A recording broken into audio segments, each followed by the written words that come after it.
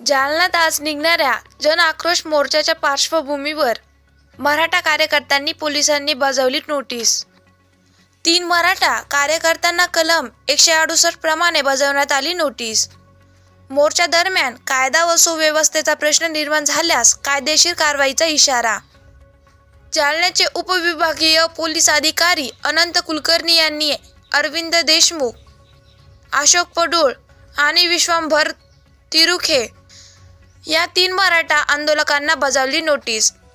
आज दिनांक 10 जानेवारी रोजी सकाळी 7 वाजता मिळालेल्या माहितीनुसार जालन्यात आज निघणाऱ्या जन आक्रोश मोर्चाच्या पार्श्वभूमीवर मराठा कार्यकर्त्यांना पोलिसांनी नोटीस बजावली आहे।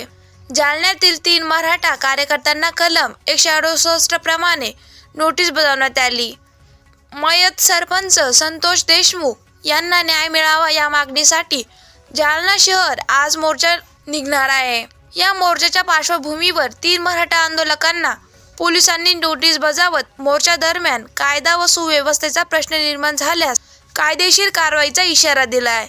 जालन्याचे उपविभागीय पोलीस अधिकारी अनंत कुलकर्णी यांनी अरविंद देशमुख, अशोक पडुळ आणि विश्वंभर तिरुखे या 3 मराठा आंदोलकांना नोटीस बजावत कायदा व सुव्यवस्थेचा प्रश्न निर्माण झाल्यास कायदेशीर कारवाईचा इशारा दिला आहे।